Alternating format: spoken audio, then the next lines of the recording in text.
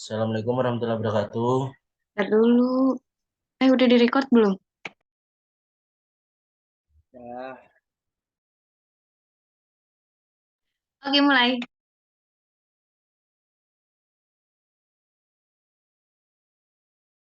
Assalamualaikum warahmatullahi wabarakatuh. Di sini kami dari kelompok 2 akan membahas PPT tentang biografi pulau yang beranggotakan pertama ada saya sendiri, Prasetyo Deni Hananto dengan NIM 2151392. Yang kedua ada Vida Tasyamara dengan NIM 2151397. Yang ketiga ada Ferdian Rangga Syahrizal dengan NIM 2151399. Terus yang keempat ada Safna Musyafa dengan NIM 2151301. Berikutnya ada Zafira Putri Rahmadani dengan NIM 215130103. Kemudian ada Febiana Rahmat Hati dengan NIM 215130105. Kemudian yang terakhir ada Rifka Ayu Dian Puspitasari dengan NIM 2151395. Kemudian yang berikutnya akan dibacakan oleh rekan saya. Yang pertama, biogeografi. Biogeografi merupakan suatu peristilahan biologi yang berhubungan dengan pola distribusi flora dan fauna dalam skala waktu dan ruang. Indonesia berdasarkan distribusi flora dan faunanya memiliki kawasan biogeografi yang terdiri dari biogeografi Sunda, Sahul, dan Walasi. Kawasan Sunda, Oriental, dan Sahul, Australia merupakan dua kawasan biogeografi utama dan campuran keduanya disebut Walasi. Kawasan biogeografi Oriental memiliki biota yang berasal dari dan berafiliasi dengan kawasan Asia, yakni Jawa, Kalimantan, dan Sumatera, yang seringkali disebut juga dengan kawasan Sunda. Adapun kawasan Indonesia yang termasuk dalam biogeografi adalah Australia, Kepulauan Aru, dan Papua atau disebut kawasan Sahul.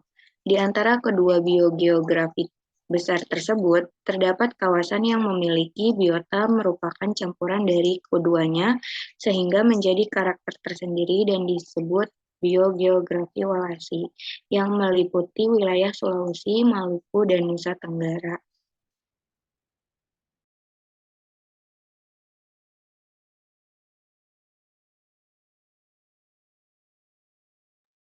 Sejarah pembentukan pulau di Indonesia.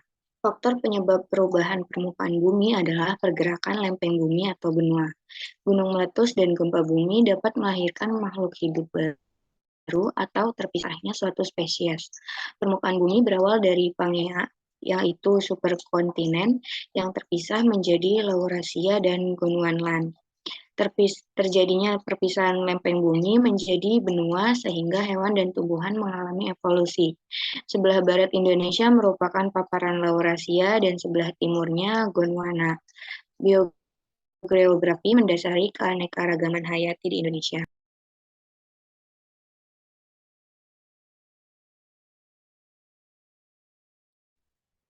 Peranan garis Wallace dan garis Weber.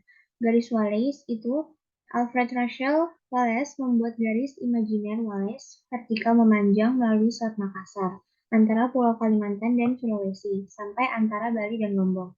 Di sebelah barat garis Wallace, jenis-jenis fauna yang dominan adalah yang berasal dari Asia, seperti gajah dan badak. Selanjutnya, di sebelah timur garis Wallace, yang dominan adalah fauna yang berasal dari Australia, misalnya mamalia berkantung. Sedangkan untuk garis Weber, Weber membuat garis imajiner yang disebut garis Weber, yaitu sebuah batas yang memisahkan Sulawesi dan Papua terus menurun hingga antara timur dan Australia. Di sebelah barat garis Weber, 50% jenis faunanya berasal dari Oriental atau Asia. Sedangkan di sebelah timur garis tersebut 50% jenis faunanya asli Australia. Menurut para ahli geografi saat ini, daerah di antara garis Wallace dan garis Weber adalah zona transisi. Termasuk di dalam zona transisi tersebut adalah Sulawesi, Maluku, dan Nusa Tenggara, dan disebut sebagai wilayah Wallacea. Peristiwa yang terjadi di Pulau Indonesia, tingkat keanekaragaman hayati dan tingkat kepunahan lokal ditentukan oleh luas pulau. Sebagai tingkat imigrasi ditentukan oleh jarak dari pulau ke sumbernya. Gambaran teori pengaruh kekayaan spesies endemisme dan kepunahan terhadap ukuran pulau. Demikian pulau menentukan jumlah spesies yang bertahan hidup di suatu pulau dipengaruhi oleh jumlah imigrasi, yaitu terkait era dengan ikatan isolasi pulau tersebut. Artinya, tingkatan keanekaragaman hayati dan tingkatan kepunahan lokal ditentukan oleh luas pulau, sedangkan tingkat imigrasi ditentukan oleh jarak dan dari pulau ke sumbernya. Ketika luas habitat alami suatu pulau berkurang, maka pulau itu hanya mampu mendukung spesies sebagai yang hidup pada pulau yang lebih kecil ukurannya. Model biografi pulau ini sangat bermanfaat karena dapat diterapkan pada taman nasional dan cagar alam yang dikelilingi oleh habitat yang telah rusak. Berdasarkan model ini, ketika 50% pulau tersebut mengalami kerusakan, maka diprediksi sekitar 10% spesies yang hidup di pulau tersebut akan musnah. Apabila 90% habitat mengalami kerusakan, maka suatu pulau akan kehilangan sekitar 50% spesiesnya. Dan apabila 99% habitatnya rusak, maka diprediksi sekitar 75% spesies akan mengalami kepunahan.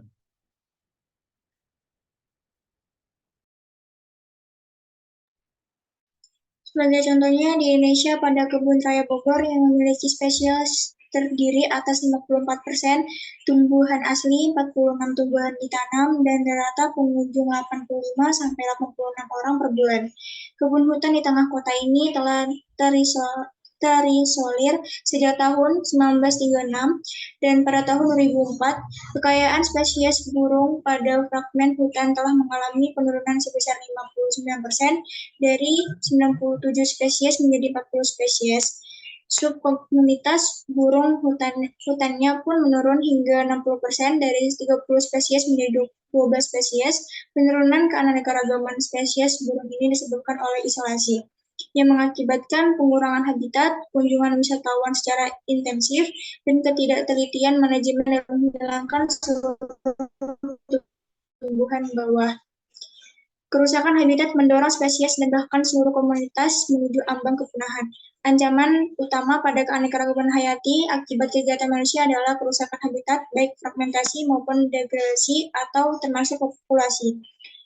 Perubahan iklim global, pemanfaatan spesies yang berlebihan untuk kepentingan manusia, invasi spesies-spesies asing, meningkatnya penyebaran penyakit, dan sinergi dari faktor-faktor tersebut. Kebanyakan spesies dan komunitas yang terancam punah menghadapi sedikitnya 2 atau lebih dari masalah-masalah yang telah diuraikan sebelumnya, hingga mendorong kepunahan menyulitkan usaha pelindung. Berbagai ancaman terhadap keanekaragaman hayati harus menjadi kepedulian berbagai pihak yang terkait. Selanjutnya yaitu kaidah biografi kepulauan di Indonesia. Pada pulau-pulau di Indonesia, ukuran tubuh fauna yang menghuni seringkali mengalami perubahan. Perubahan ukuran tubuh pada spesies tertentu merupakan salah satu kaidah biografi kepulauan yang tampaknya juga berlaku di Indonesia. Sebagai contohnya yaitu di Pulau Komodo, biawak mencapai ukuran tubuh sangat besar dan pertumbuhan ini dimungkinkan sebagai akibat ketiadaan fauna besar lainnya. Luas daratan di Indonesia hanya 1,32% dari seluruh luas daratan di dunia. Indonesia memiliki 10% tumbuhan berbunga, 12% binatang menyusui, 16% reptil, dan amfibi 17% burung, 25% ikan, dan 15% serangga dibandingkan dengan yang ada di dunia. Dalam tingkat endemisme, Indonesia memiliki kedudukan yang istimewa di dunia. Diketahui dari 500 sampai 600 spesies mamalia besar, 36% di antara endemik, 25% dan 35% spesies primata dunia endemik di Indonesia. Dari 78% spesies burung paruh Bangkok, 40%-nya endemik, dan dari 121 spesies kupu-kupu, 44%-nya endemik di dunia. Tumbuhan dari 157 jenis bambu, di antaranya adalah tumbuhan endemik di Indonesia.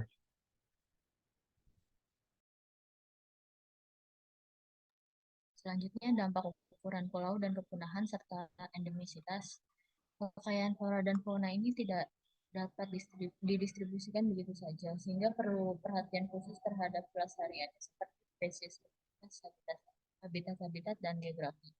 Salah satu cara yang paling efisien untuk menampung jumlah spesies yang sangat besar pada kawasan yang luasnya relatif kecil adalah dengan memberikan prioritas pada area dengan keanekaragaman yang tinggi untuk dijadikan kawasan lindung. Tingkat endemisme dan tingkat kepunahan spesies terhadap ukuran pulau. Demikian pula untuk penentuan jumlah spesies yang bertahan dalam suatu pulau dipengaruhi oleh laju imigrasi yang erat kaitannya dengan tingkat isolasi pulau. Artinya bahwa jumlah spesies yang terdapat di pulau-pulau yang berlokasi dekat dengan benua jauh lebih banyak daripada jumlah spesies di pulau-pulau yang jauh dari benua.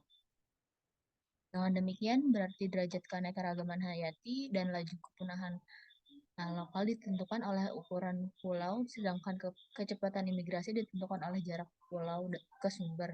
Hubungan antara luas area pulau dengan jumlah spesies penghuninya diistilahkan dengan spesies area relationship.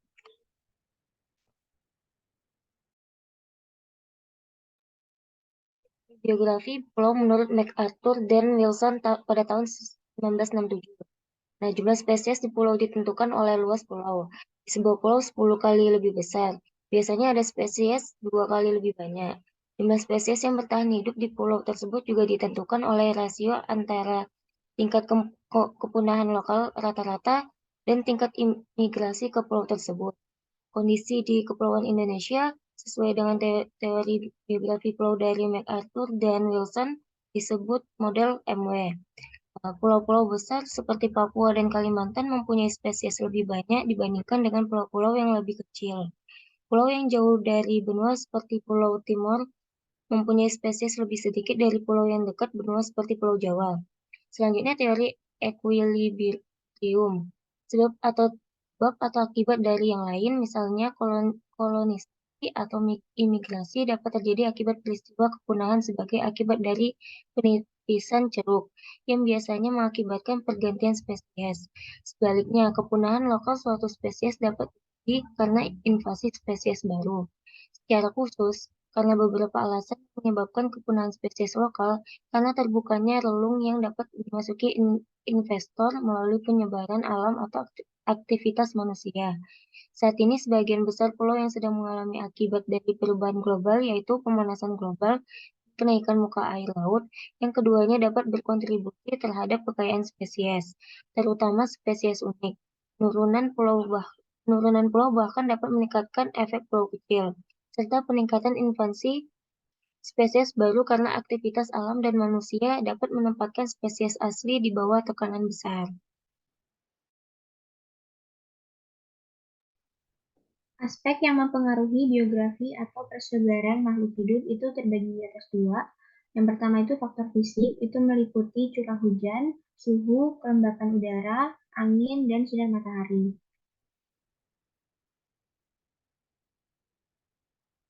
Yang kedua ada faktor non-fisik, itu meliputi flora, hewan, manusia, dan jaring-jaring makanan. Komponen terkait pertimbangan teori biografi. Yang pertama, gabungan efek dari area dan isolasi. Dan yang kedua, kesetimbangan dinamis antara pasangan imigrasi dan kepunahan. Asumsi dari keseimbangan menurut teori biografi pulau bahwa pada waktu tertentu kekayaan spesies di pulau jenuh, artinya terdapat spesies baru yang berkoloni sebagai imigran, sehingga berdampak pada spesies yang menjadi punah secara lokal karena persaingan dalam memperebutkan ceruk dan sumber daya alam hayati. Yang slide berikutnya ini adalah referensi. Terus sekian dari presentasi dari kelompok kami. Apabila ada kekurangan mohon dimaafkan. Kurang lebihnya mohon maaf. Syukran. Wassalamualaikum warahmatullahi wabarakatuh.